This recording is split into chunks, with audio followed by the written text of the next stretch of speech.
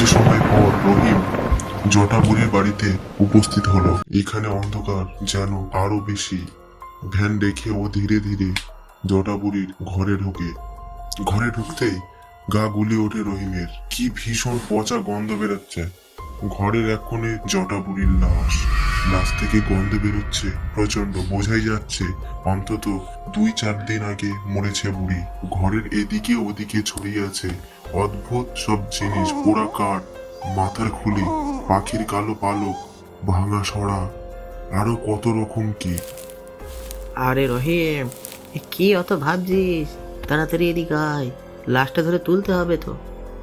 আরে তাপস, তুই একা? সুকুমার বাবু যে বললেন 2 জন থাকবে। এই রাতে কে আসবে এখানে? আমাকে বাবু 500 টাকা দিল। আমার টাকা পয়সার খুব দরকার আছে, তাই জন্য আমি আসলাম। আর আমি তো অপেক্ষা করছি কে আসে। এই যা লাশের অবস্থা, এ নিয়ে যাওয়া বেজায় কঠিন। আচ্ছা, তা থাক আর কথা বাড়াস নি। তাড়াতাড়ি কর, বাড়ি ফিরতে হবে। জটাবুড়ির লাশ তুলতে গিয়ে মনে হচ্ছে যেন একটা শরীরের ভেতর আরো অনেকগুলো শরীর এসে বাসা বেঁধেছে। বাপরে বাপ, এ কি ভার রে রহিম! হ্যাঁ রে তাপস, অনেক লাশ ভ্যানে তুলেছি, তবে এ লাশ, ওরে বাবা! তখনই রহিমের মনে হলো বুড়িটার চোখ যেন একবার নড়ে উঠল। রহিম আবার তাকাতেই সে দেখে জটাবুড়ির চোখ বন্ধ, কিন্তু এক্ষুনি তো চোখ দুটো খুলেছিল।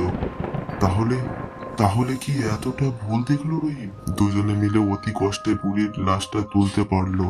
এরপর লাশের ওপরে কালো প্লাস্টিক চাপিয়ে সেটাকে ভালো করে ভ্যানের সঙ্গে বেঁধে নিল।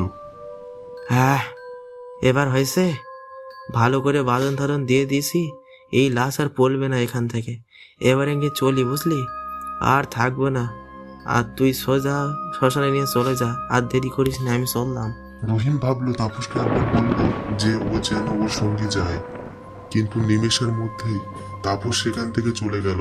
রহিম অন্ধকারের দিকে তাকিয়ে বুড়ির লাশ নিয়ে ভ্যানে পেডেল দেওয়া শুরু করলো। রহিম ভ্যান নিয়ে ধীরে ধীরে এগিয়ে যায় শ্মশানের দিকে। কিন্তু কপালে দুর্ভোগ থাকলে আর কি করা যাবে।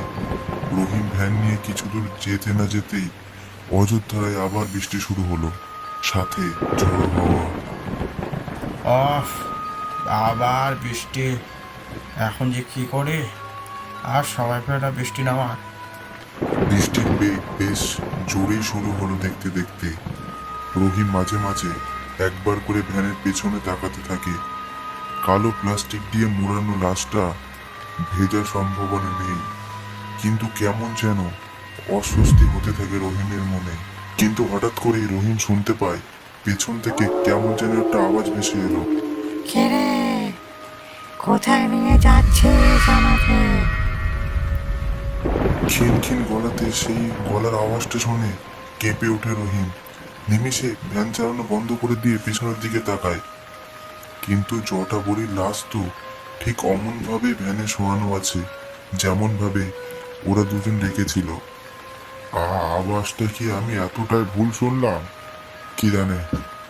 এ, যাই, তাড়াতাড়ি এগোই। আমাকে শ্মশানে পড়াতে নিয়ে যাচ্ছিস বুঝি? কিন্তু পারবি না যে।